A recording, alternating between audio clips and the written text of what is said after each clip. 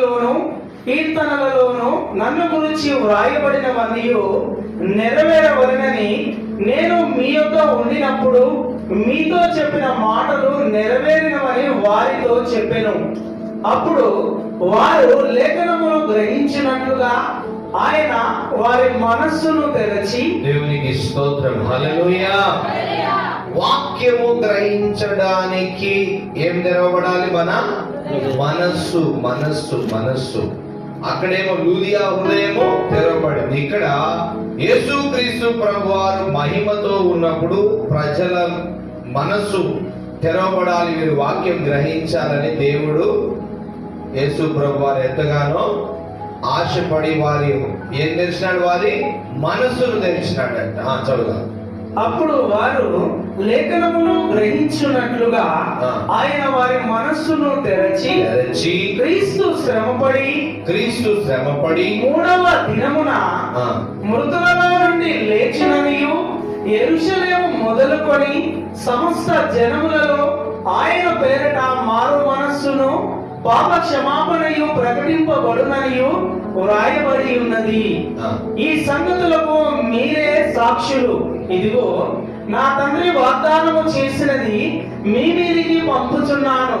మీరు పై నుండి శక్తి పొందు వరకు పట్టణములో నిలిచి ఉండుడని వారితో చెప్పెను.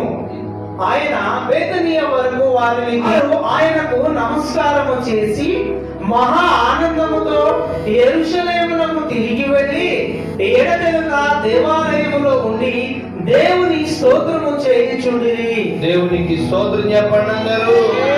హల్లెలూయా. ప్రియులారా, మందిరానికి వచ్చినప్పుడు మనం ఎక్కువ ఏం చేయాలంటే దేవునికి స్తోత్రాలు చెప్తూ ఉండాలి. ఇంటి దగ్గర కుటుంబ జీవితం, బాధలు ఉంటాయి, వ్యాపారాలు ఉంటాయి, బాధ్యతలు ఉంటాయి, కష్టాలు ఉంటాయి, శోధనలు ఉంటాయి, కొన్నిసార్లు అనారోగ్య పరిస్థితులు ఉంటాయి. కానీ మందిరానికి వచ్చినప్పుడు చూడండి, చివరి వచ్చిన ఏమనుంది అక్కడ మనకి? వారు ఆయనకు నమస్కారము చేసి మహా ఆనందముతో యెరూషలేమునకు తిరిగి వెళ్ళి ఎడతెగక దేవాలయములో ఉండి దేవుని స్తోత్రము చేయుచుండిరి. హల్లెలూయా. దేవాలయములో దేవునికి స్తోత్రం. దేవుని మహాకృపను బట్టి మంచి మందిరాన్ని మనకి ఇచ్చాడు. ఇంకా ఒక మంచి మందిరాన్ని ప్రభు మనకి ఇవ్వబోతున్నాడు. దేవుని స్తోత్రం కలగాక. దేవాలయములలో దేవుని పాదాల దగ్గర గడుపుతాం. ఇంటి దగ్గర వచ్చే ఆలోచనలు మందిరంలో వస్తాయా? రావు. మందిరానికి రాగానే మన మనస్సు స్థిరముగా ఉంటది. దేవునికి ప్రార్థన చేసుకోవాలి, బాధ చెప్పుకోవాలి, కష్టం చెప్పుకోవాలని చెప్పేసి ఏం చేస్తూ ఉంటామంటే దేవాలయముల గురించి ఒక ప్రత్యేకమైన ఆలోచన మనకు ఉంటది. దేవాలయానికి వచ్చినప్పుడు ఏం చేయాలి? దేవునికి స్తోత్రమే చేస్తూ ఉండాలి, దేవుని గురించి ఆలోచిస్తున్నారు. కానీ ఎక్కడెక్కడ ఆలోచన మన మైండ్లోనికి రానివ్వకూడదు. పిల్లగా యేసుక్రీస్తు ప్రభువారు ఆయన ప్రత్యేకముగా చెప్పిన మాట ఏంటంటే, మరి 44వ వచనములో, అంతటా ఆయన మోషే ధర్మశాస్త్రములోను ప్రవక్తల గ్రంథములలోను కీర్తనలను నన్ను గురించి వ్రాయబడి ఉన్నవన్నీ నెరవేరవలనని నేను మీ యొద్ద ఉన్నప్పుడు మీతో చెప్పిన మాటలు నెరవేరినవని దేవుడు చెప్పిన ప్రతి మాట నెరవేర్చబడేదే గాని ఆయన చెప్పినది కూడా నెరవేర్చబడింది కాదు. మరి ముఖ్యంగా ఇంకొక మాట ఆయన ఏం చెప్పాడంటే, నేను తండ్రి దగ్గరికి వెళ్తున్నాను, మీకు ఆదరణకర్తను పంపుతానన్నాడు. ఇప్పుడు ఆ మాట కూడా నెరవేర్చబడాలి కదా, నెరవేర్చబడింది. చప్పట్లు కొట్టి ప్రారంభం పడ్డా. హల్లెలూయా. ఆ పెద్దకోస్తు దినం రోజున, మరి గడిచిన 2 వారాల క్రితం మనం ధ్యానం చేసిన పెద్దకోస్తు దినం రోజున, పోయిన వారము మనం ధ్యానం చేసిన అంతకంటే ముందు వారం మనం ఒక కంటిన్యూగా వస్తున్నాం. ఈ ఎక్కడి నుంచి వచ్చాం మనం అంటే, గుడ్ ఫ్రైడే దగ్గర నుంచి మనం ఒక కాలాన్ని పట్టుకొని మనము ధ్యానం చేస్తున్నాం. గుడ్ ఫ్రైడే తర్వాత ఈస్టర్, ఈ మధ్యలో ఇదిగో సూర్యుని చుట్టూ వలయం వచ్చిన తర్వాత కరెక్ట్ 21 రోజు 40 రోజు ఒక సూచన వచ్చింది. యేసు ప్రభువారు ఆరుణమైపోయిన తర్వాత పరిశుద్ధాత్మ కుమరించబడినప్పుడు నిజంగా వర్షం వచ్చింది. పోయిన ఆదివారమా వర్షము? పోయిన ఆదివారం కూడా వచ్చిందా కదా? ఆదివారం వచ్చింది మధ్యాహ్నం. సాయంత్రం గాలి వచ్చింది, బలమైన గాలి వచ్చింది. ఆరోజే పెందెకొస్తు పండుగని మనం ధ్యానం చేసినాం. మధ్యాహ్నం సాయంత్రం మన దగ్గర బలమైన గాలి వచ్చిన ఆ రోజు వర్షం కూడా పడ్డది నైట్. అయితే దేవుని యొక్క సూచనను బట్టి మనము ధ్యానం చేస్తున్నాం. అయితే అప్పుడు అపోస్తలుడు దేవాలయంలోకి ఏం చేసేవారంటే ఎప్పుడు ఎడతెగక ప్రార్థన చేస్తూ ఉండేవారు. దేవాలయంలో చేరి ప్రార్థన చేస్తే దేవుడు ఆశీర్వదిస్తాడు. దేవుని స్తోత్రముగా. మన ఇంటి దగ్గర ఉన్నటువంటి వసతులు వనరులు మనకు సరిగా లేకపోవడము, సౌకర్యాలు సరిగా లేకపోవడం ద్వారా మనం ప్రార్థన అంతగా చేయలేము. కానీ దేవాలయంలో దేవుని పాదాల దగ్గర మనం కూర్చొని ధ్యానం చేస్తూ ఉంటాము, దేవుని గురించి ఎక్కువగా తెలుసుకుంటా ఉంటాం. అపోస్తలులు అదే చేశారు. వారు ఎడతెగక దేవాలయం ఏం చేశారంట? దేవునికి స్తోత్రము చేస్తూ ఉన్నారంట. దేవుని స్తోత్రం చెప్పండి. హల్లెలూయా. మరి మనకి ఇప్పుడు ఇంత చక్కని దేవాలయాలు ఉన్నాయి, కానీ ఒకప్పుడు దేవాలయము దావీదు సమకూర్చినాడు, తర్వాత సొలొమోను ద్వారా కట్టబడింది యెరూషలేము. హల్లెలూయా. తర్వాత ఏమైంది తెలుసా? మరలా శత్రు చేతికి పట్టబడింది. అంతా కూలిపోయింది. యెరూషలేము పట్టణంలో ఉన్నటువంటి మందిరాలన్నీ, ఆ స్థలాలన్నీ దేవుని ప్రజలందరూ పట్టబడ్డారు. బాగా గుర్తుపెట్టుకోండి, దేవుని ప్రజలు ఎందుకు పట్టబడతారంటే దేవునికి అవిధేయులుగా ఉన్నప్పుడే ఏం చేస్తారు? వాళ్ళు శత్రువు చేతికి అప్పగించబడతారు. ఫస్ట్ లో ఎక్కడ అప్పగించబడ్డారు దేవుని ప్రజలు? గుర్తుందా? ఫస్ట్ లో ఎక్కడ పట్టబడ్డారు? ఇజ్రాయెల్ ప్రజలు ఫస్ట్ ఎక్కడ పట్టబడ్డారు? ఎక్కడ వారు శత్రు చేతికి అప్పగింపబడ్డారు? ఐగుప్తు దేశం. ఫరో, అమ్మ చెప్తుంది, ఫరో. దేవుని స్తోత్రం కనుక. ఎవరి ప్రజలు వాళ్ళు? వాస్తవానికి దేవుని ప్రజలే. ఎన్ని సంవత్సరాలు శత్రువుకి అప్పగించబడి? 430 సంవత్సరాలు వారు శత్రు చేతికి అప్పగించబడి, తర్వాత దేవుడే తీర్పు తీర్చి వారిని అక్కడి నుంచి తీసుకొని వస్తారు. తీసుకొని వచ్చిన తర్వాత లేవీ కాండంలో ఉన్న గడిచిన దినాల్లో ధ్యానం చేశాం. ఇష్టం వచ్చిన పాపాలు చేయడం మొదలు పెట్టారు. అప్పుడు దేవుడు ఏం చేసినాడు? ఆ ప్రతి పాపానికి శిక్ష చూపించినాడు. శిక్ష, ఈ శిక్ష ఉంటది, ఈ శిక్ష ఉంటది, ఈ శిక్ష ఉంటదని ఆ శిక్షలన్నీ చూపించాడు. ఈరోజు మీకు మన ముందున్న శిక్షలన్నీ పరిశుద్ధ గ్రంథంలో ఉన్నాయి. పోలీస్ వ్యవస్థ చేస్తున్న శిక్షలన్నిటికంటే ముందు మన గ్రంథంలోనే ఉంటాయి. అన్నీ ఉంటాయి. పనిష్మెంట్లు ఉంటాయి, శిక్షలు ఉంటాయి, ప్రతిదీ పరిశుద్ధ గ్రంథంలో ఉంది. ఆ తర్వాత దేవుడు ఏమంటాడంటే, ఇక ఆ శిక్ష, బాగా గమనించాలి మాట, ఇక మిమ్మల్ని శిక్షించడం నేను చెయ్యను, ఆ శిక్ష నా కుమారుని మీద వేసి మిమ్మల్ని క్షమిస్తూ ఉన్నానని ఒక కాలంలో ఏం చేసినాడు? దేవుడు తన కుమారుణ్ణి భూలోకంలోకి పంపినాడు. దేవుడు స్తోత్రం కాక. అంటే ఇప్పుడు నువ్వు చేసిన తప్పుకి, నీ పితరులు చేసిన తప్పుకి, నీ తరాల ప్రజలు చేసిన పాపానికి, దోషానికి శిక్ష ఎవరి మీద పడాలి? వాస్తవానికి మన మీద పడాలి. కానీ దేవుడు ఏం చేసినాడు? తన కుమారుని మీద వేసేసినాడు. దేవుడి స్తోత్రం కలుగాక. యేసు ప్రభు వారు వచ్చి సిలువలో బలియాగమైంది దేనికి? ఎవరి శిక్ష అది? చెప్పాలి. ఎవరి దోషాలు అవి? ఎవరి శాపాలు అవి? మన పితరుల శాపాలు, మన దోషాలు, మన పాపం, మన మరణం, మన దరిద్రం, మన అతిక్రమముల చేత ఆయన ఏమయ్యాడు? గాయపరచబడ్డాడు, నలగగొట్టబడ్డాడు, దూషించబడ్డాడు, ద్వేషించబడ్డాడు, అపహాసించబడ్డాడు, మరణమయ్యాడు. ఎవరి కొరకు? చెప్పాలి. ఈ శిక్షంలో ఎవరిది అసలు? వాస్తవానికి ఎవరి పాపాలవి? మన పాపాలు. ఇది బాగా గుర్తుపెట్టుకోవాలి. ముఖ్యమైన అంశం ఏంటంటే, దేవుడు తన కుమారుని పంపింది ఎందుకంటే మన దోషాల నుంచి, మన పాపాల నుంచి, మన శాపం నుంచి విముక్తి కలగజేసి మనకు మరణం వచ్చేసింది. ఎట్లొచ్చింది? పాపం వల్ల వచ్చే జీవితము మరణం. ఆజ్ఞ అతిక్రమమే పాపము, పాపం వల్ల వచ్చే జీవితము మరణం. ఈ మరణము ఇంకొక సంతోషకరమైన విషయం ఏంటంటే, మన మరణాన్ని ఆయన చూడలేకపోయాడు. దేవునికి స్తోత్రం చెప్పండి. హల్లెలూయా. నువ్వు దిక్కులేని సాగు తావడం ఆయన ఓర్వలేకపోయాడు. నేను సృష్టించిన మానవుడు, నేను ప్రాణమిచ్చిన మానవుడికి ఈ మరణం రావడం ఏంటని చెప్పి దేవుడు ఆలోచన చేసి ఆ మరణానికి మూలం ఏముందంటే పాపమా, పితరులు చేసిన పాపమా, వీళ్ళ అవిధేయులు చేసిన పాపమా, ఇదంతా క్షమిస్తానని చెప్పి దేవుడు తన కుమారుణ్ణి భూలోకంలోకి పంపినాడు. సిలువలో ఆయన బలియాగం చెల్లించినాడు. ఇప్పుడు మన శిక్ష ఉందా? యేసయ్య తీసేశాడా? చేశాడు. ఎవరు తీసేశారు?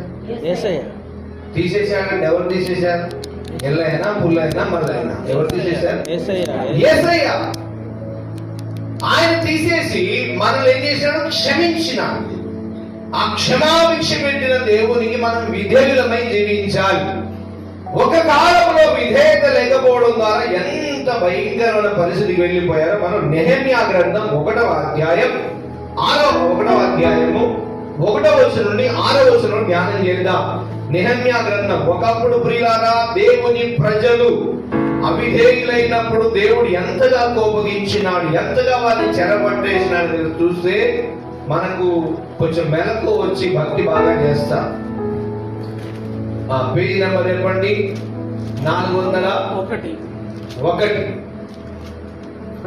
1వ అధ్యాయం 1వ వచనం నుంచి 6వ వచనం చదువుకుందాం. చాలా ఉంది కానీ మనం కొన్ని విషయాలు చదువుకొని వివరణ తెలుసుకుందామా. అకల్య కుమారుడైన నెహెమ్యా యొక్క చర్యలు. 20వ సంవత్సరంలో కిస్లేవు మాసమున నేను షూషను కోటలో ఉండగా నా సహోదరులలో హనానీయను ఒకడును యూదులలో కొందరును వచ్చిరి. చెరపట్టబడిన శేషములో తప్పించుకున్న యూదులను గూర్చి 401 యెరూషలేమును గూర్చి నేను వారిని అడుగగా వారు చెరపట్టబడిన వారిలో శేషించిన వారు ఆ దేశంలో బహుగా శ్రమను నిందను పొందుచున్నారు, మరియు యెరూషలేము యొక్క ప్రాకారము పడద్రోయబడినది, దాని గుమ్మములను అగ్ని చేత కాల్చబడినవని నాతో చెప్పిరి. ఈ మాటలు వినినప్పుడు నేను కూర్చుండి ఏడ్చి కొన్ని దినములు దుఃఖముతో ఉపవాసం ఉండి ఆకాశమందున దేవుని ఎదుట విజ్ఞాపన చేసి తిని, ఎట్లనగా, ఆకాశమందున్న దేవా యెహోవా, భయంకరుడైన గొప్ప దేవా, నిన్ను ప్రేమించి నీ ఆజ్ఞలను అనుసరించి నడుచు వారిని కటాక్షించి వారితో నిబంధనను స్థిరపరచువాడా, నీ చెవి యొగ్గి నీ నేత్రములు తెరచి నీ సన్నిధిని దివారాత్రము నీ దాసులైన ఇశ్రాయేలీయుల పక్షముగా నేను చేయు ప్రార్థన అంగీకరించుము. నీకు విరోధముగా పాపము చేసిన ఇశ్రాయేలు కుమారుల దోషమును నేను ఒప్పుకొనుచున్నాను. నేను నా తండ్రి ఇంటి వారును పాపము చేసి ఉన్నాము. నీ ఎదుట బహు అసహ్యముగా ప్రవర్తించితిమి. నీ సేవకుడైన ఇశ్రాయేలు ప్రజలే దేవుని ప్రజలు, దేవుని పట్టణం పట్టబడింది శత్రువు చేతికి. హల్లెలూయా. ఈ నెహెమ్యా అనే వ్యక్తి కూడా, ఈ సేవకుడు కూడా ఒక రాజు చేతి కింద ద్రాక్షారసం ఇవ్వడానికి ఒక పానదాయకుడుగా ఉన్నాడు. ఒక శత్రువు, ఇతను కూడా చెరపట్టబడ్డాడు. అన్నాడు బబులోను రాజ్యానికి చెరపట్టబడ్డారు. ఎవరెవరు? శద్రకు, మేషాకు, అబేద్నెగో, దానియేలు కూడా. వినాలి, నీకు బాధలు కష్టాలు ఎందుకు వస్తాయని నువ్వు అనుకుంటావు. దేవునికి అవిధేయమైనది ఒక్కటి చేసినా మనం చెరపట్టబడతాం. నిజమే. ఆ రోజు జరిగిన ప్రజలకు జరిగితే మనకు జరుగుతుంటాయి. ఎప్పుడైతే దేవుని పాదాల దగ్గరకు వచ్చి క్షమాపణ పొంది దానిని మనం తెలుసుకొని ఆ పాపాన్ని ఒప్పుకొని, చూడండి నెహెమ్యా ఎవరెవరు పాపాలు ఒప్పుకుంటున్నాడు? ఇశ్రాయేలులు చేసిన పాపము, వారి దోషాన్ని నేను ఒప్పుకుంటున్నానయ్యా అంటున్నాడు. ఆ రోజుల్లో ప్రవక్తలు ప్రజలందరి పాపాన్ని వారు ఒప్పుకునేవారు. హల్లెలూయా. ఈ రోజుల్లో దేవుడు అందరికీ ఆత్మను కుమ్మరించినాడు, అందరికీ విడుదల చేసినాడు. కాబట్టి మీ పాపాన్ని మీరే ఒప్పుకోవాలి. ఇప్పుడు ఆ కనెక్షన్ లేదు. ఎందుకంటే యేసు ప్రభు వారు వచ్చి మనందరి దోషముల నిమిత్తం నలగొట్టబడ్డాడు. ఇప్పుడు యేసు క్రీస్తుని మాత్రమే చూడాలి. ఆయన ద్వారా మన దోషములన్నీ క్షమాపణ పొందబడ్డాయి. కానీ 100 మందికి ఒక ఆయన విజ్ఞాపన చేసి 200 మందికి ఒక ఆయన విజ్ఞాపన చేసి ఆ విజ్ఞాపన చెల్లదు. ఇప్పుడు చెల్లదు. ఎందుకంటే ఎవరున్నారు మన ముందు? యేసయ్య ఉన్నాడు. ఏ సేవకుడైన ఎవరు చూపించాలి? యేసయ్యను చూపించాలి. ఏ సువార్తికుడైన ఎవరు చూపించాలి? యేసయ్యను చూపించాలి. ఏ బోధకుడైన ఎవరు చూపించాలి? యేసయ్యను చూపించాలి. నీవు తెలిసి తెలియక చేసిన అవిధేయమైన పనుల ద్వారా శ్రమలకు లోను పాలైపోతావు. శ్రమలకు ఏమైపోతావు? అయితే బయటపడే అవకాశం లేదా? లేదా? ఉంది. మరలా ఎక్కడికి రావాలి? దేవుని దగ్గరికి వచ్చి పశ్చాత్తాపడి అవిధేయతను ఒప్పుకొని చేసినటువంటి ఆజ్ఞ అతిక్రమాన్ని ఒప్పుకొని, అసలు ఆజ్ఞలు అంటే ఏంటో చూద్దాం. నిర్గమకాండం 20వ అధ్యాయము, నిర్గమకాండం 20వ అధ్యాయానికి వచ్చి మళ్ళీ నెహెమ్యా గ్రంథంలోకి వస్తాం మనం. ఆజ్ఞలు అంటే ఏంటిది? ఆజ్ఞ అతిక్రమించడం అంటే ఏంటిది? లేకపోతే ఆజ్ఞలు 20 ఆజ్ఞలు, 10 ఆజ్ఞలు చూడండి. 10 ఆజ్ఞలు, ఆ 10 ఆజ్ఞలు ఒకసారి మొబైల్లో కొట్టి చూడండి, వస్తుంది ఒకటి. ఈ 10 ఆజ్ఞలు ఏమేమి ఉన్నాయంటే, మొట్టమొదటిగా ఆ 20వ అధ్యాయంలో 1వ వచనం నుంచి 17వ వచనం వరకు ఉంటాయి ఇవి నిర్గమకాండంలో. కానీ లైన్ గా మనకు ఇక 17 వచనాలు చదవలేం కాబట్టి చక్కగా 10 ఆజ్ఞలు మనం చదువుకుందాం. మొదటి ఆజ్ఞ ఏంటిదంటే, నీ దేవుడైన యెహోవాను నీకు అనుగ్రహించే దేశములో నీవు దీర్ఘాయుష్మంతుడగునట్లు నీ తండ్రిని నీ తల్లిని సన్మానించుము.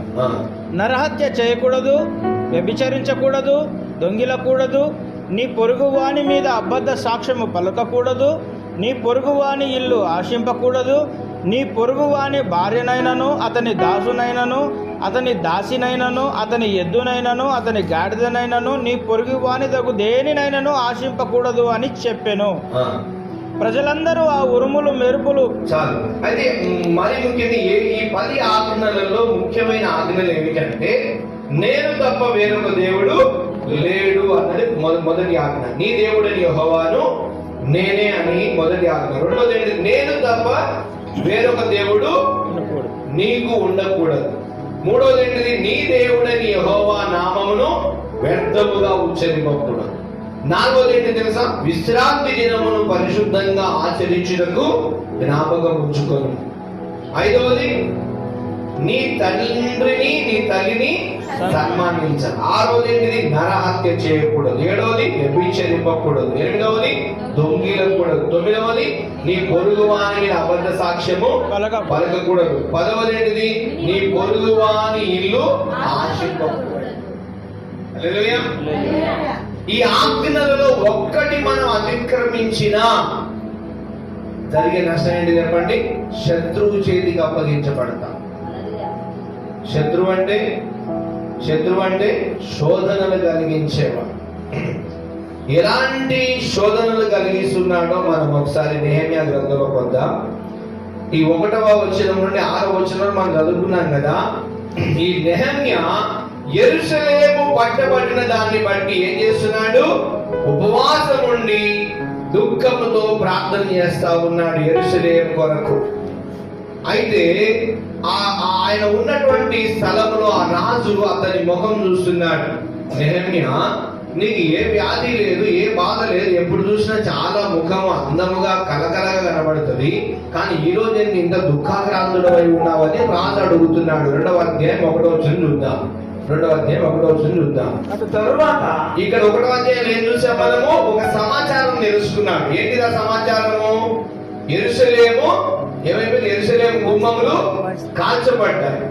యెరూషలేము గుమ్మములు, దేవుని పట్టణము, దేవుని ప్రజలు, దేవుని పట్టణంలో ఉన్న మందిరము ఏమైపోయింది? ఇక్కడ కాల్చబడినట్టుగా, యెరూషలేము గుమ్మములు కాల్చబడినట్టుగా ఇక్కడ సమాచారం తెలుసుకోగానే ఏం చేసినాడు? దుఃఖము కూడా అయిపోయాడు.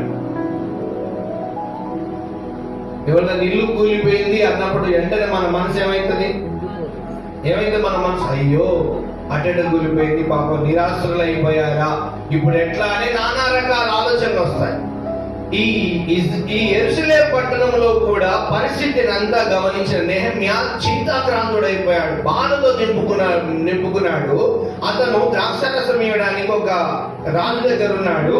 అప్పుడు రాజు ఏం మాట్లాడుతున్నాడు, అతని ముఖం ఎలా ఉందో మనం 2వ అధ్యాయం చూస్తాం. 2వ అధ్యాయం 1వ వచనం అవుతాం. అటు తరువాత అర్తహషస్త రాజు ఏలుబడి కాలమున 20వ సంవత్సరములో నీసాను మాసమందు రాజు ద్రాక్షారసము త్రాగవలనని చూచుచుండగా నేను ద్రాక్షారసము తీసుకొని రాజునకు అందించి తిని, అంతకు పూర్వము నేనెన్నడను అతని ఎదుట విచారముగా ఉండలేదు. కాగా రాజు నీకు వ్యాధి లేదు కదా. చూసారా? ఏమంటున్నాడు? ఏమని రాయబడింది అక్కడ? ఇంతకు ముందు ఎప్పుడు కూడా విచారముగా లేడంట. కొన్నిసార్లు ఎవరిదైనా ముఖం చూస్తే ఏందేదో బాధలో ఉన్నాం అంటారా కదా, అంటారా? బాధతో కనబడ్డ ముఖాన్ని చూసి ఏమంటారు? ఏదేదో బాధలో ఉన్నట్టుంది, ఏమైంది చెప్పక్క, ఏమైంది చెప్పన్నా అని అడుగుతుంటాం. అంటే ఎందుకు ఆ ముఖంలో ఏం కనబడుతుంది? విచారం కనబడుతుంది, దుఃఖం కనబడుతుంది, ఒక వేదన కనబడుతుంది. ఈ నెహమ్యా ఇంతకు ముందు రాజు దగ్గరికి పోయినప్పుడు ఎప్పుడు కూడా విచారము కలిగి లేడు. కానీ 1వ అధ్యాయంలో మనం చూసాము, ఆయన ఒక సమాచారాన్ని విన్నాడు. ఏంటి సమాచారం? ఏంటి సమాచారం? యెరూషలేము గుమ్మములు కాల్చబడ్డాయి. యెరూషలేము గుమ్మములు, యెరూషలేము శత్రువు చేతిలో పట్టబడి దేవుని ప్రజలు శోధింపబడుతున్నారు. అవన్నీ విని ఏం చేస్తున్నాడు? నెహమ్యా విచారముతో ఉన్నాడు. మీరు దయచేసి ప్రార్థన చేయండి. ఏదో ఆదివారం వచ్చి 2 గంటలు కూర్చొని తినేది కాదు. మనం ఎక్కడ గృహ కూడికలు పెట్టుకున్నా చరిత్రలు బాగా తెలుసుకోవాలి. అల్లరాళ్ళలు చేసుకుంటూ ఇష్టం వచ్చినట్టు చేసేది ఫస్ట్ మనం చరిత్రలు తెలుసుకోవాలి. ఇప్పుడు ఈ చరిత్ర కాదా? యెరూషలేము యొక్క ప్రాకారములు కూలిపోగా, యెరూషలేము యొక్క గుమ్మములు తగలబడినప్పుడు ఏం చేస్తున్నాడు నెహమ్యా? చింతాక్రాంతుడైపోయినాడు. చూడండి, దాని గుమ్మములు అగ్ని చేత కాల్చబడినవంట అని ఒక వ్యక్తి వచ్చి సమాచారం చెప్పినప్పుడు దుఃఖంతో నింపుకున్నాడు. ఇక రాజు దగ్గరికి పోతున్నాడు, ద్రాక్షారసం పట్టుకొని పోతున్నాడు. అంతకు ముందు ఎప్పుడు కూడా నెహమ్యా ముఖములో ఏం లేదంట? విచారము లేదంట. వింటున్నారా? చదువుతున్నారు కింద? ఏం లేదంటే చదవండి ఒకసారి ఆ మాట. అంతకు పూర్వము నేనెన్నడను అతని ఎదుట విచారముగా ఉండలేదు. అంటే ఎప్పుడు కూడా రాజు దగ్గర విచార ముఖంతో పోలేదు. కానీ ఇప్పుడు పోతున్నాడు. ఇప్పుడు ఎలా పోతున్నాడు? విచారముతో పోతున్నాడు. ఎందుకు విచారము కలిగింది అతనికి? చెప్పాలి. ఎందుకు విచారము? యెరూషలేము గుమ్మములు కాల్చబడ్డాయి. దేవుని ప్రజలు శోధింపబడుతున్నారు. దేవుని నివాస స్థలమైన యెరూషలేములో క్షేమము లేకపోవడం నెహమ్యా తెలుసుకొని ఏం చేస్తున్నాడు? విచారముతో నిండి ఉన్నాడు. మన విచారాలు ఎక్కడ ఉంటాయి? దేవుని గురించి ధ్యానం ఉండే, దేవుని గురించిన ఆలోచనలు ఉండే విచారము కాదు కదా, అల్లాడిపోతాం దేవుని పనుల కొరకు. ఒక మాట నేను చెప్తాను, మదము అంటారు, నిజం కదా? ఇజ్రాయేల్ ప్రజలు మదించినారనే వాక్యాన్ని నేను చూపిస్తాను. ఎందుకు శత్రు చేతికి పట్టబడతారంటే అంత సంతోషంగా ఉన్నప్పుడు. చూడండి, ఐగుప్తు దేశం నుంచి క్షేమంగా తీసుకుని వచ్చాడా లేదా దేవుడు ఇజ్రాయేల్ ప్రజలను? వచ్చిన తర్వాత మళ్ళీ ఏం చేశారు? వాళ్ళు ఇష్టం వచ్చిన పాపాలు చేశారు లేదా? ఏం చేశారు? బంగారం అంతా జమ చేసి ఎవరి చేతిలో పెట్టారు? చెప్పాలి. ఏం చేశారు? మా ముందర నడవడానికి ఒక దేవుడిని చేయి అంటే అహరోను ఏం చేశాడు? అన్ని సమకూర్చి ఒక రూపాన్ని చేశాడు. ఏం చేశారు? ఇప్పుడు వీళ్ళకి ఏమైపోయింది? దేవుని మర్చిపోయారా లేదా? పైన సీనాయి పర్వతం మీద మోషే వెళ్ళినాడు. దేవుడు సీనాయి పర్వతం మీద మోషేతో మాట్లాడుతున్నాడు. మోషే ఇలా మాట్లాడుతున్నాడు సార్ దేవుడితో. దేవుడు ప్రజలను చూస్తున్నాడు. మోషే, నీవు ఐగుప్తు దేశం నుంచి తీసుకొని వచ్చిన ప్రజలు వారు మర్చిపోయారు, నన్ను ఇష్టం వచ్చినట్టు చేస్తున్నారు. నువ్వు పక్కకుండా మోసే వారిని నేను మొత్తం తీసేస్తానంటే అప్పుడు మోషే అడ్డుపడతాడు. మోషే ఎవరికి సాక్షాత్తంగా కనబడతాడు? యేసుక్రీస్తు ప్రభు మనకు ఒక చిత్రంగా కనబడతాడు. ఏమంటాడు మోషే తెలుసా? వద్దు ప్రభువా, నువ్వు వారికి ఒక వాగ్దానం ఇచ్చావు, వారిని ఆశీర్వదిస్తారని వాగ్దానం ఇచ్చావు. ఆ వాగ్దానం ఏమైందని శత్రువు మరి అపహసిస్తాడు. వారి దేవుడు ఏమయ్యాడు? వారికి ఇచ్చిన వాగ్దానం ఏమైంది అని అంటాడని చెప్పేసి మోషే దేవునితో ఏం చేస్తాడు? వాదులాడి వద్దు వారిని చంపకు అని అంటాడు. ఇంకొక మాట ఏమంటారు సార్ మోషే? అంతగా నీకు ఇష్టం ఉంటే నా పేరు తీసే జీవగ్రంథం నుంచి అంటాడు. దేవుని సోదరుడు కనుక నా పేరు తీసే జీవగ్రంథం నుంచి, కానీ వారిని ఏమి చెయ్యకు అంటాడు. ప్రజల కొరకు ప్రవక్తలు చాలా ప్రాధాన్యపడేవారు ఆ కాలంలో. ఇది ఎప్పుడంటే యేసు ప్రభు రాకముందు వారు. యేసు క్రీస్తు ప్రభు వారు వచ్చిన తర్వాత నీవు యేసు ప్రభు దగ్గర పడి ప్రార్థన చేసుకుంటూనే ఉండాలి. దేవుని స్తోత్రం కనుక.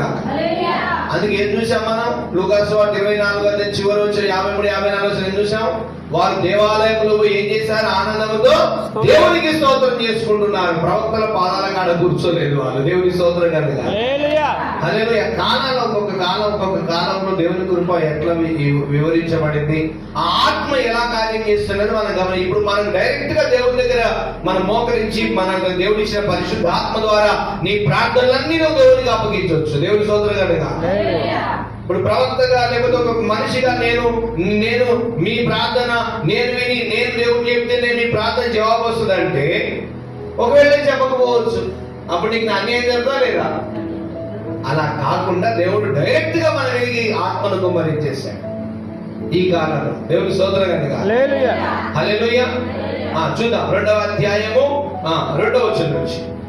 కాగా రాజు, నీకు వ్యాధి లేదు కదా, నీ ముఖము విచారముగా ఉన్నదేమి, నీ హృదయము దుఃఖము చేతనే అది కలిగినదని నాతో అనగా, నేను మిగుల భయపడి రాజు చిరంజీవి అగునుగాక, నా పితరుల సమాధులను పట్టణము పాడైపోయి దాని గుమ్మములను అగ్ని చేత కాల్చబడి ఉండగా నాకు దుఃఖముఖము లేకపోవునా అని రాజుతో అంటేని.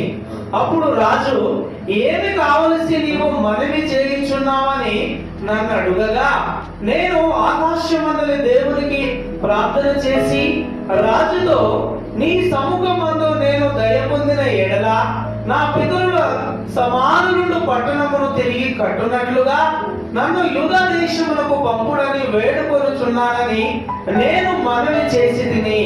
అందుకు రాజు, రాణి తన యొద్ద కూర్చుని ఉండగా, నీ ప్రయాణము ఎన్ని దినములు పట్టును, నీవు ఎప్పుడు తిరిగి వచ్చేదవని అడిగాను. నేను ఇంతకాలం అని చెప్పినప్పుడు రాజు నన్ను పంపుటకు చిత్తము గలవాడాయను. హల్లెలూయా.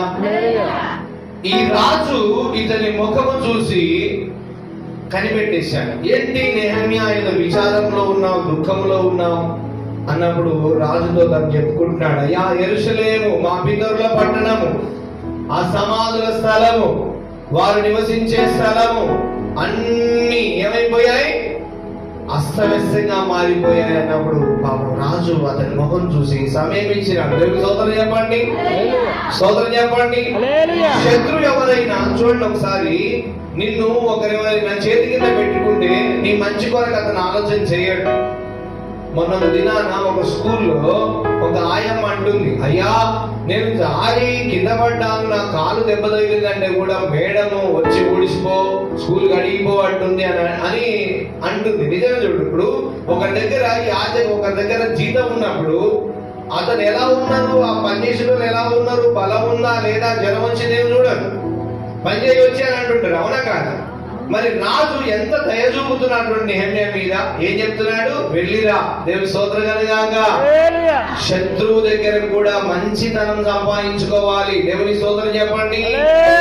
మన ముఖము చూసినప్పుడు శత్రువుకి మన మీద దయ పుట్టాలి, మన మీద కనికరం పుట్టాలి. అలాగ పర్మిషన్ తీసుకొని వెళ్ళాడు నెహెమ్యా. ప్రియులారా, ఈ గ్రంథాన్ని మనం ఈ వారం అంతా తర్వాత ధ్యానం చేస్తాం. యెరూషలేము క్షేమము కొరకు నెహెమ్యా ఎంత తప్పించినాడో చూస్తాము. అయితే ఇప్పుడు మనం 9వ అధ్యాయంలో ఉన్న విషయాన్ని ధ్యానం చేద్దాం. 9వ అధ్యాయం 25వ వచనం. ఈ నెహెమ్యా వెళతాడు. తర్వాత యెరూషలేములో ఉన్న ప్రతి పరిస్థితి చక్కపరచడానికి చాలా ఆశ కలిగి, చాలా ఆసక్తి కలిగి ఉంటాడు. కొంతమందికి దేవుని మందిరాన్ని గురించిన పనులు గాని, దేవుని క్షేమము, దేవుని యొక్క మందిరము గాని, దేవుని యొక్క పనుల క్షేమం కొరకు గాని ఆశ ఉన్నది. కానీ నెహెమ్యాకి ఏముంది? దేవుని మందిరం అంటే, దేవుని ప్రజలంటే, దేవుని పట్టణం అంటే ఇష్టం. హల్లెలూయా. మీకు కూడా దేవుని మందిరము, దేవుని పని, దేవుని ప్రార్థనలు అంటే ఇష్టం రావాలి. దేవుని సోదరులను కాక అప్పుడు ఆశీర్వదింపబడతాం. ఎంతో మంది ఉన్నారు అక్కడ, కానీ నెహెమ్యాని దేవుడు ఏర్పరచుకున్నటువంటి నెహెమ్యా 9వ అధ్యాయము 25వ వచనం ధ్యానం చేద్దాం. అప్పుడు వారు ఆ. ప్రాకారములు గల పట్టణములను ఆ. ఫలవంతమైన భూమిని స్వాధీనపరచుకొని సకలమైన పదార్థములతో నిండి ఉన్న ఇండ్లను, త్రవ్విన బావులను, ద్రాక్ష తోటలను, ఒలివ తోటలను, బహు విస్తారముగా ఫలించు చెట్లను వశపరచుకొనిరి. అలాగున వారు తిని తృప్తి పొంది మదించి ఆ. నీ మహోపకారమును బట్టి బహుగా సంతోషించిరి. చూడండి, ఇది ఇజ్రాయేలు ప్రజల గురించి వ్రాయబడిన మాట. దానికంటే ముందు ఉంటుంది, ఐగుప్తు దేశం నుంచి వారి ఎడారిలో నడిపించుకుని వచ్చావు, వారి పాలు తేలు ప్రవహించే కనాను దేశాన్ని ఇస్తానన్నావు, ప్రాకారములు గల పట్టణాన్ని ఇచ్చావు, వారు తిని తృప్తి పొంది నీవు చేశావని చెప్పి సంతోషించారయ్యా, కానీ మదించారు అని రాయబడి చూడండి. ఏమన్నది అక్కడ? మదించి. మనం మాటలలో మాటలు మదం ఎక్కువైంది నీకు అంటారు చూసారు కొంతమంది, అంటే కన్నులు కనబడడం లేదు అంటారు చూసారు. అది నిజమే, వాక్యం రాయబడింది ఇక్కడ. మదించి అంటే ఆ ఎదుటి వ్యక్తి చేసిన క్షేమాన్ని మరిచిపోతారు.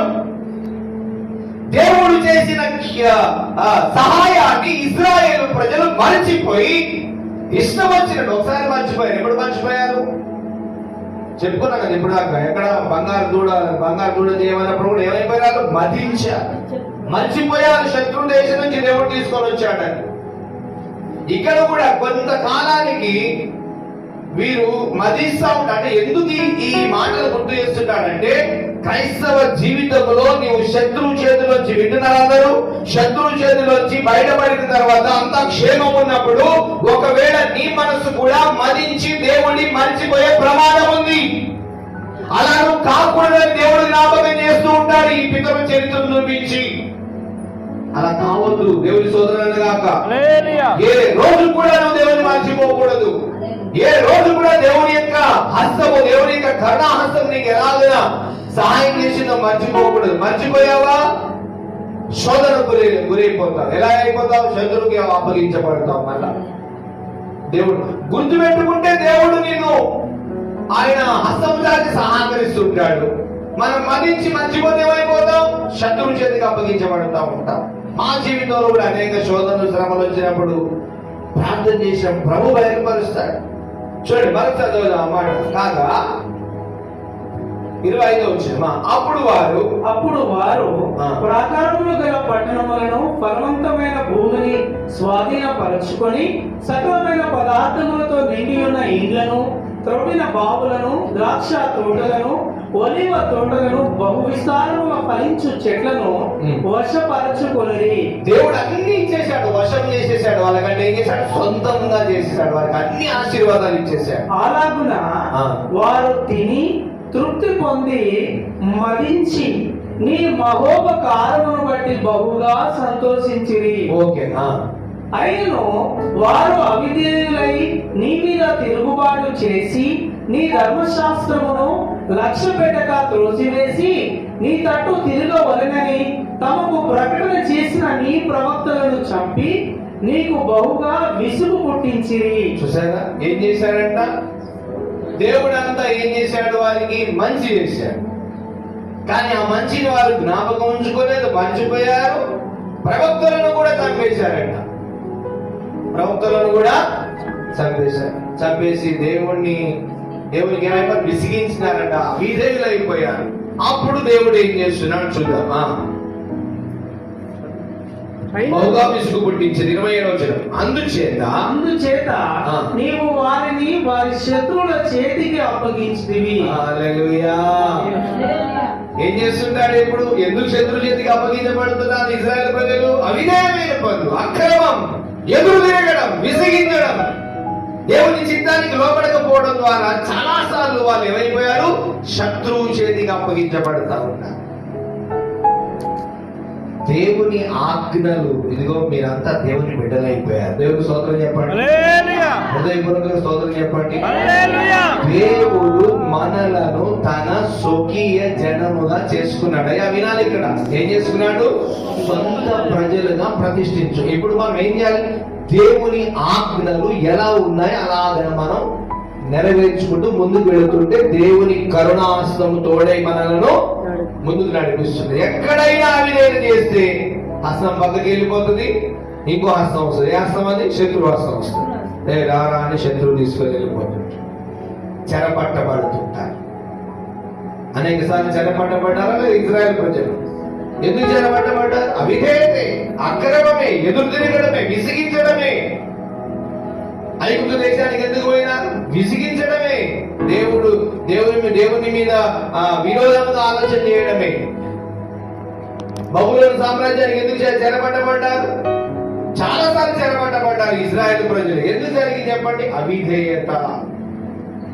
అయితే ఈ అవిధేయత నుంచి మనం బయటపడే అవకాశం లేదని ఉంది. మరలా దేవుని దగ్గరకు చేంజ్ చేయాలి, మన తప్పులను ఒప్పుకోవాలి. దేవుని సోదరుని కాక మన అవిధేయత దేవుని దగ్గర వచ్చి ఒప్పుకొని నన్ను చక్కని మార్గంలో నడిపించయ్యా అని అడిగితే ఆయన కరుణాహస్తం మనకు తోడుగా ఉంటది. దేవుని సోదరుని కాక చదువు అలాగా.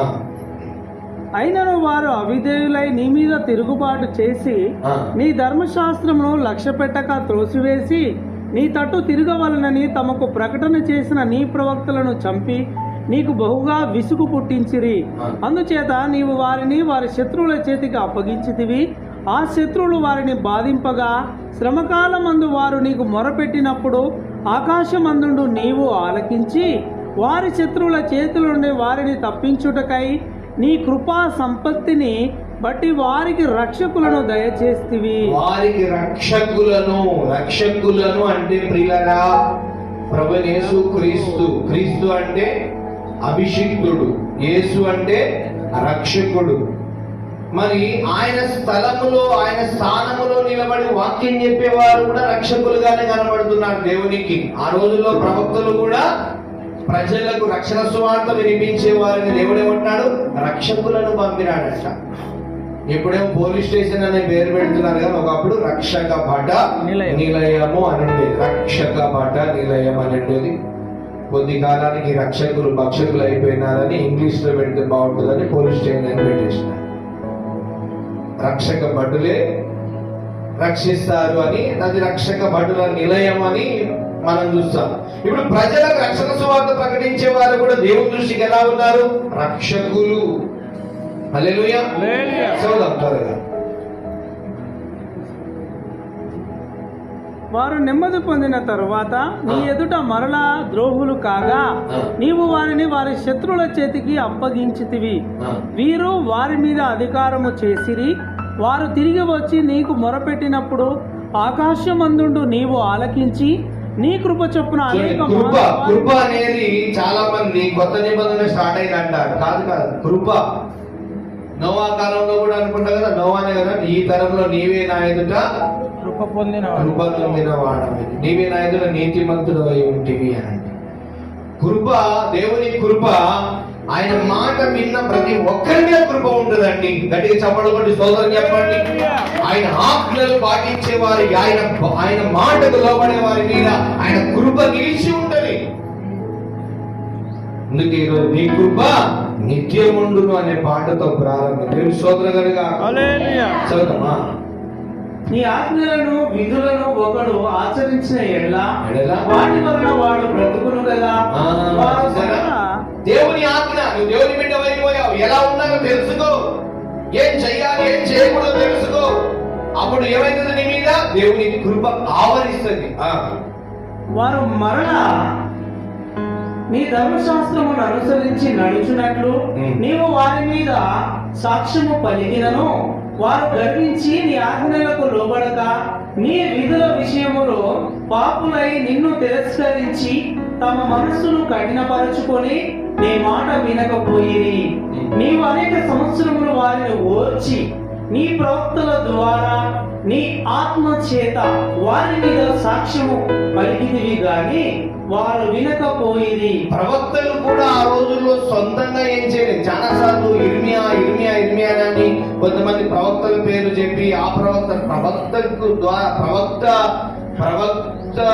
ద్వారా దేవుడు తన ఆత్మ ద్వారా ప్రవక్తలు పలికిస్తున్నాడు. దేవుని సోదరులుగా ఎప్పుడు సమూయేలు కాలంలో గాని సౌలు కాలంలో గాని దేవుని ఆత్మ వారి మీదకి వచ్చినప్పుడు వారి ఆత్మతో ప్రవచించి మళ్ళీ ఆత్మలు అయిపోయేవారు. హల్లెలూయా. ఇక్కడ కూడా ఏం చూస్తున్నాం మనము? దేవుడు తన ఆత్మను ప్రవక్తల మీదకి పంపి ప్రవచనాలు చెప్పించేవాడు ఆ కాలంలో. ఈ కాలంలో ఇలా అవుతుంది, జాగ్రత్త, దేవుని ఉగ్రత రాబోతుంది అని ప్రవక్త ప్రవచనం చెప్పి మరి సైలెంట్ గా నార్మల్ ఉండేవాడు. ఇక్కడ కూడా ఏం చూస్తున్నాం మనము? దేవుని ఆజ్ఞలను విధులను ఒకడు ఆచరించిన ఎడల వాటి వలన వాడు బ్రతుకును కదా.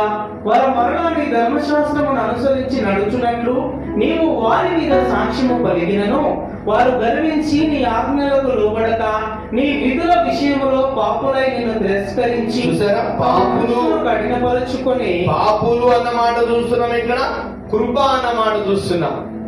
పాపు దేవుని మాట వినే వారిలో కృప ఉంటది. అవిధేయులు ఎలా కనబడుతుంది దేవునికి? పాపులుగా కనబడుతున్నారు. పాపం పోవాలంటే ఏం చేయాలి? దేవుని ఆజ్ఞలో కూడా అప్పుడు కృప వస్తుంది. హల్లెలూయా. ప్రవక్తల ద్వారా నీవు 30 వచ్చింది. నీవు అనేక సంవత్సరములు వారిని ఓర్చి నీ ప్రవక్తల ద్వారా నీ ఆత్మ చేత వారి మీద సాక్ష్యము పలికితివి గాని వారు వినకపోయి కాగా నీవు ఆయా దేశంలోనున్న జనుల చేతికి వారిని అప్పగించితివి. చూసావా? శత్రువుకు అప్పగించేస్తాడు మాట వినకపోతే. ప్రవక్త ద్వారా ఇజ్రాయెల్ ప్రజలకు అనేకమైన తెలియపరచడం వినోళ్ళు అందరూ ఎక్కడికి వెళ్ళిపోయారు? శత్రువు చేతికి అప్పగించబడ్డారు. ఈ రోజు నువ్వు కూడా కొన్ని శోధన చేత ఇబ్బంది పడుతున్నావు. దేనికి? దేవుని మాట వినలేదేమో, దేవునికి అవిధేయుడు అయిపోయావేమో, దేవుని చిత్తానికి లోపడలేదేమో, దేవుని ఆజ్ఞలు అనుసరించలేదేమో, ఇష్టం వచ్చినట్టు తిరస్కరించావేమో, శత్రువు చేతికి అప్పగించబడతా. మరి అక్కడి నుంచి బయటికి రావాలని మార్గం లేదా? ఉంది. నువ్వు శత్రువు దేశంలో, శత్రువు ఉన్న ఆ రాజ్యంలో ఉండి కూడా, చూడండి నెహెమ్యా ఎక్కడున్నాడు? శత్రు దేశంలో ఉన్నాడు. ఇంకా చెప్పండి, శత్రుకి మేషకు అభ్యర్థికి ఎక్కడున్నారు?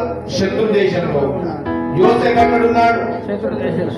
అక్కడి నుంచి మొదలుపెట్టిన దేవుడు విన్నాడా లేదా? చెరపట్టబడిన నీవు ఏ స్థలములో ఉండి అప్పుల సమస్య, ఇబ్బందుల, దరిద్రమా, అనారోగ్యమా, బంధువర్గాల మధ్యలో బాధల ఆ స్థలములో నేను పంపించింది దేవుడే. అక్కడ నువ్వు మొరపెట్టే పనులు నేను తీసుకుని వచ్చేస్తాను అక్కడి నుంచి. దేవుని స్తోత్రం కనుక హల్లెలూయా. చెరపట్టబడ్డావు బాగా, అక్కడి నుంచి నువ్వు మళ్ళా బయటికి రావచ్చు. ప్రభువుకు ప్రార్థన చేయడమే. తర్వాత 31 అయితే నీవు మహోపకారిపై ఉండి వారిని బొత్తిగా నాశనము చేయకయు ఉంటివి. ఆయన నాశనం చేయడండి. జనాలు ఎంత వేసినా గానీ నిన్ను నాశనం చేయడానికి గాని, నిన్ను ఇబ్బంది పెట్టడానికి గాని ఎప్పుడన్నాడు ఈ మాట? జల ప్రళయం అప్పుడు నోవాతో అంటాడు, నోవా నేను జల ప్రళయం మరలా భూమిని పంపను. ఎందుకంటే నేను జల ప్రళయం పంపి ప్రజలందరూ నశించిపోతే నేను ఇచ్చిన ఆత్మ జీవము నశించిపోయే ప్రమాదం ఉందని చెప్పి నోవాతో మాటిస్తాడు. హల్లెలూయా. మాటిచ్చి చెయ్యడు కానీ పనిష్మెంట్ ఏంటిది? బడిలో పిల్లలకి మాటినపోతే బడిలో సార్ ఏం చేస్తాడు? బెత్తం ఏం పట్టుకున్నాడు? బెత్తం పట్టుకొని కొడితే కాళ్ళ మీద వాతలు వచ్చేవి. ఆ రోజుల్లో చేతులు ఎర్రగా అయిపోయేది బెత్తంతో కొడితే. సార్ మామూలు దెబ్బలు కావాలి. నిజం చెప్పాలంటే కాళ్ళ మీద, చేతుల మీద చేయి పట్టు, చేయి పట్టు, చేయి పట్టు, చేయి దాపు, చేయి దాపు, చేయి దాపు అని 1, 2, 3 దెబ్బలు కొట్టేవాడు టీచర్. దేవుడు కూడా ఆయన మాట వినకపోతే నీకు కూడా ఏం పడుతుంటాయి? వాతలు పడతా ఉంటాయి కాళ్ళ మీద, చేతుల మీద. మళ్ళీ చక్కగా రావాలా? దేవుని స్తోత్రం కలగాలి. నీ అవిధేయతకు నువ్వు ఏం చేయాలా? విడిచిపెట్టాలా. ప్రభు పాదాల కాడ ఏం చేశారు వాళ్ళు? దేవాలయంలో ఎడతెగగా ఉండి ప్రార్థనలు చేస్తూ స్తోత్రాలు చెప్తున్నారంట. అలా చెప్పుకుంటుంటే నీ మీదకి ఎందుకు భయంకర శోధనలు వస్తాయి? ప్రభు దగ్గర ఎప్పుడు ప్రార్థన ప్రార్థన ప్రార్థన ఉంటే శోధనలు వస్తాయా? రావు. ఏం చూసాం మనం ఇప్పుడు దాకా? యేసు ప్రభు వారిని ఆశీర్వదించిన తర్వాత లూకాసు 24:53 ఏం చూసాం? వారు ఎడతెగగా దేవాలయంలో దేవునికి ఏం చేస్తున్నారంట? స్తోత్రం స్తోత్రం స్తోత్రం. దేవుని ఆజ్ఞకు లోబడుతున్నారు. ప్రియులారా, లేవీయుల గురించి మీకు తెలియదు కానీ ఎప్పుడు దేవునికి స్తుతి స్తోత్రాలు చెప్తున్న వారిని దేవుడే పూజిస్తూ ఉంటాడు. దేవుని స్తోత్రం చెప్పండి. హల్లెలూయా. చదువుదాం. 32 వచ్చింది. 32 చేసిన నిబంధనను నిలుపుచు 31 అక్కడ కృపా కనికరం అన్న మాట ఉంటుంది. మళ్ళీ చదువుదాం. అయితే నీవు మహోపకారివై ఉండి వారిని బొత్తిగా నాశనము చేయకయు విడిచిపెట్టకయు ఉంటివి. నిజముగా నీవు కృపా కనికరములు దేవుడవై ఉన్నావు. స్తోత్రం చెప్పండి. హల్లెలూయా. దేవుడెవరు? కృపా కనికరము కలిగిన దేవుడు. తన బిడ్డలు దారి తప్పిపోయిన దారిలోకి తీసుకొచ్చుకుంటాడు. గట్టిగా స్తోత్రం చెప్పండి. తన బిడ్డలు అవిధేయులై శత్రువు చేతికి వెళ్ళిపోయిన మరణ శత్రువు దగ్గరికి మళ్ళీ బయటికి తీసుకొని వస్తాడు ఆయన. దేవుని స్తోత్రం కలగాక. ఎందుకు? కృపా కనికరము కలిగిన దేవుడు ఆయన. నీకు ఎంత మంచి దేవుడు ఉన్నాడు తెలుసా? కొంతమంది చెప్పండి, నీకు ఎంత మంచి దేవుడు ఉన్నాడు తెలుసా? నీ మీద కృప చూపి కనికరం చూపి చెరల నుండి బయటికి తీసుకొని వచ్చే దేవుడు ఉన్నాడు.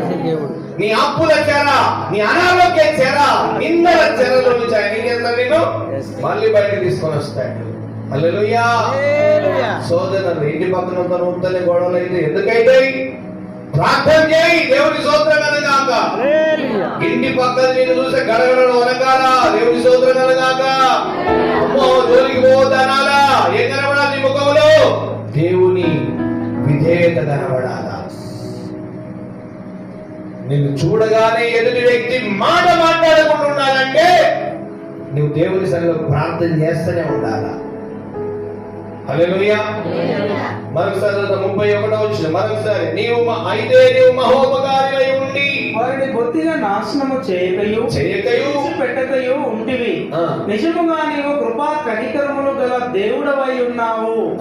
చేసిన నిబంధనను నిలుపుచు కృప చూపునట్టి మహాపరాక్రమశాలివియు భయంకరుడవగునకు మా దేవా, అశ్షూరు రాజుల దినములు మొదలుకొని ఈ దినముల వరకు మా మీదికిని, మా రాజుల మీదికిని, ప్రధానుల మీదికిని, మా పితరుల మీదికిని, నీ జనులందరి మీదికిని వచ్చిన శ్రమ ఎంతయు నీ దృష్టికి అల్పముగా ఉండకుండునుగాక.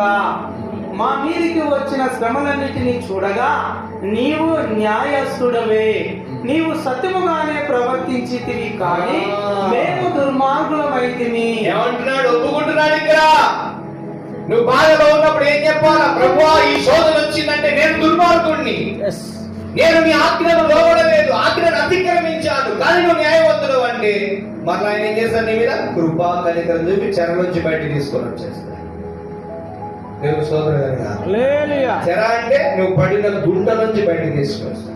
నువ్వు బంధింపబడిన ఆ యొక్క శోధన నుంచి నేను బయటికి తీసుకొని వస్తాడు. ఏం చెప్పాలి? నేను దుర్మార్గుడిని, నువ్వు న్యాయవంతుడు. నేను తప్పు చేశానయ్యా, నన్ను విడిపించయ్యా అని బాధ ప్రభు దగ్గర ఏం చేయాలి? ప్రాధాన్యపడాలి. అప్పుడు ఏం చేస్తాడు ఆయన? రా బయటికి అంటాడు. ద్వారాలు తెరుస్తాడు. పేదరు ఎక్కడ ఉన్నాడు? చెరసాలు ఉన్నాడు. ఎవరు వెళ్ళారు? దూత వెళ్ళాడు. ఏం చేశాడు దూత? చెరసాల తలుపులను తీసుకొని వచ్చి ఆయన చేయి పట్టుకొని పక్క తట్టి, పేదరుని పక్క తట్టి చేయి పట్టి బయట తీసుకొని వచ్చాడు. దేవుడు తీసుకొని వస్తాడా? చెరసాల వచ్చి నువ్వేం చేయాలా? ఒప్పుకోవాలని తప్పు. ఏమంటాడు నేమ్యా? మేము దుర్మార్గులు, నీవు న్యాయవంతుడు.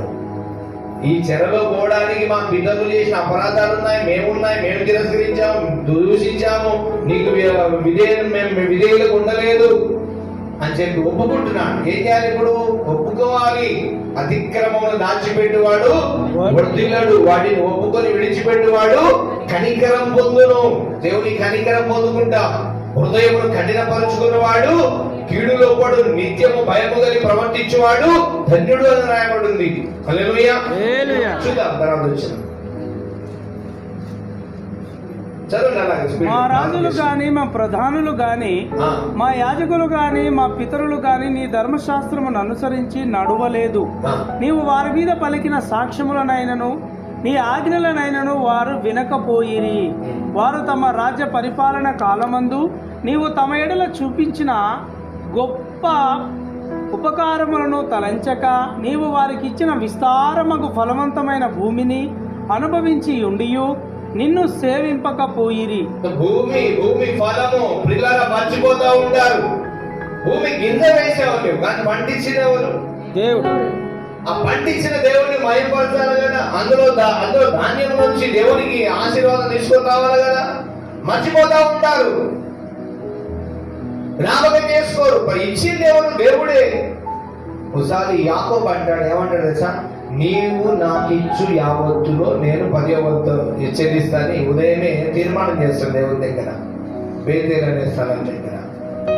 గమనించండి, దేవుడే ఫస్ట్ ఇస్తున్నాడంట నీకు. స్తోత్రం చెప్పండి. ఈ వారం నుంచి దేవుడు నాకు ఇది గుర్తు పెడుతున్నాడు. ఫస్ట్ ఇచ్చేది ఎవరు? దేవుడే. ఏమంటాడు యాకోబు? నీవు నాకు ఇచ్చు. అంటే ఫస్ట్ దేవుడు ఎవరికి ఇస్తాడు? దేవుడు ఎవరికి ఇస్తాడు? మానవునికి ఇస్తాడు. నీవు నాకు ఇచ్చిన దాంట్లో నేను నీకు ఇస్తాను. ఒకసారి దావీదు కూడా ఎవరు తెలుసా? దావీదు అంతా దగ్గర పెట్టి ప్రార్థన చేస్తున్నాడు, ఎరుసలేము కట్టడానికి అన్ని సమకూరుస్తాడు. బంగారం, వెండి, కలప అన్ని సమకూర్చి ప్రార్థన చేసినప్పుడు, నేనేమిస్తున్నానయ్యా, ఇదంతా నీదే కదా, భూమి నీది, అంతా నీదే, నీ స్వసంపాద్యములో నుంచి నేను కొంత నీకు ఇస్తున్నాను అంటాడు. భూమి నీదా? అక్కడక్కడ అంటారు మీ తాత జాగీరా అంటారు. నిజంగా తాత జాగీర్ కాదు, ముత్తాత జాగీర్ కాదు, అంతా దేవుంది. దేవుని స్తోత్రం. భూమి దేవుంది, ఆకాశం దేవుంది, భూమి మీద పంటలు అన్ని దేవుంది. మనం ఏం చేస్తున్నాం? దేవుడు మనకి ఇచ్చిన దాంట్లో వచ్చి దేవుని తీసుకుపోయి పరీక్షల కొరకు, పనుల కొరకు వాడాలి. అది కూడా చేయకపోతే ధాన్యం విస్తారంగా భూమి ధాన్యం అంతా పెట్టుకొని విస్తారమైన ఫలం పొందుకొని దేవుని ఏం చేశారంట? మర్చిపోయారంట. చదవండి, వారు తమ రాజ్య పరిపాలన కాలమందు నీవు తమ ఎడల చూపించిన గొప్ప ఉపకారములను తలంచక బాగుంటు పెట్టుకో. తలంచాలంటే జ్ఞాపకం ఉంచుకోవాలా. నీవు వారికి దేవుడు నిన్ను రక్షించిన కాలము నుంచి ఇప్పటి వరకు ఎలాగ కాపాడుకుంటూ వస్తుంది నీకు తెలుసు కదా? నీకు తెలుసా లేదా? ఎంత జాగ్రత్తగా కాపాడుకుంటూ వస్తుంది నీకు తెలుసా లేదా? అది దాన్ని ఏం చేసుకోవాలి? నువ్వు గుర్తు పెట్టుకొని ప్రార్థన చేస్తూ ఉండాలి, మర్చిపోకూడదు. ఇగో ఇజ్రాయెల్ ప్రజలు ఏం చేయలేదు? దేవుడు చేసిన కార్యాలన్నీ మర్చిపోయారు, తలంచుకోలేదట. తలంచక నీవు వారికి ఇచ్చిన విస్తారమగు ఫలవంతమైన భూమిని. చూడండి, కొంతమంది భూములు ఉన్నాయి, భూములోంచి ఫలం తీయరండి. కొంతమంది భూమిలోంచి పంట వస్తే తీయరు, భూమిలోంచి ఆశీర్వాదం వస్తే తీయరు, భూమిలోంచి ఏదైనా దీవెన వస్తే తీయరు, భూమిలోంచి ఏదైనా లాభం వస్తే తీయరు. ఏమంటారు దేవుడు అప్పుడు? దేవుడిని మా తలంచక మీరు మర్చిపోతున్నారంటున్నాడు దేవుడు ఇక్కడ. చూద్దాం. ఫలవంతమైన భూమిని అనుభవించి ఉండి నిన్ను సేవింపకపోయిరి. దేవుణ్ణి ఏం చేయలేదు? దేవుణ్ణి తలంచుకోలేదు, దేవుణ్ణి సేవించలేదు. తమ చెడు నడతలను విడిచి మారు మనస్సు పొందరైరి. తమ చెడు నడతలు విడిచి మారు మనస్సు పొందరైరి. వాళ్ళ చెడు నడతలు ఏం చేయలేదంటే వాళ్ళు విడిచిపెట్టలేదంట. ఎందుకు పట్టిస్తాడు దేవుడు శత్రువుకి? చెప్పండి. ఇవి దేవుని ఆజ్ఞకు లోబడరు, విధేయులుగా చెడు నడతలు విడిచిపెట్టరు, అప్పుడు శత్రువు చేతి. అయినా శత్రువు నేను చెరపట్టినా కానీ అక్కడ నువ్వు మొరపెడితే, స్తోత్రం చెబుదామా? శత్రువు చెరలో ఉండి మొరపెడితే దేవుడు నీ మొరను ఆలకిస్తాడు. దేవుని స్తోత్రం కలుగాక. చదువుదాం.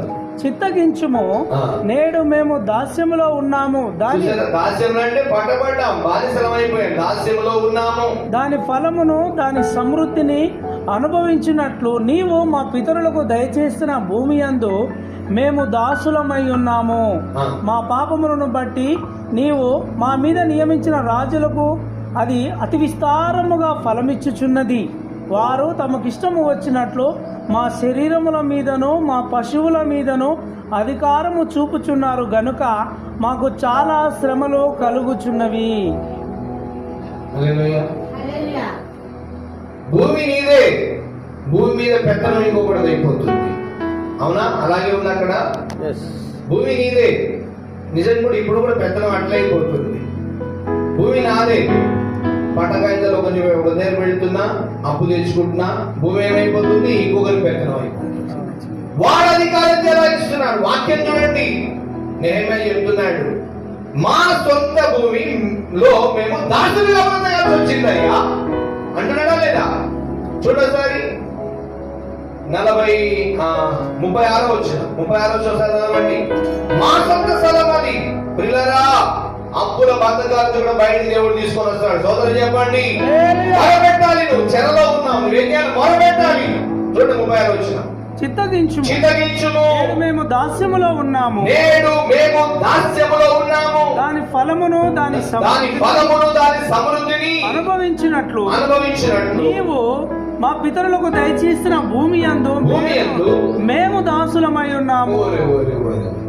భూమి నాదే, భూమి మాదే, కానీ నేనే భూమిలో ఏమైపోయాం? బానిసలమైపోయాం అని అప్పుడు అంటున్నాను. ఇప్పుడు నేను చెప్తున్నాను, ఈ భూముల మీద లోన్లు, ఇళ్ల మీద లోన్లు చేస్తే కూడా మనం చెరలో ఉన్నాం. అయితే శుభవార్త తెలుసా?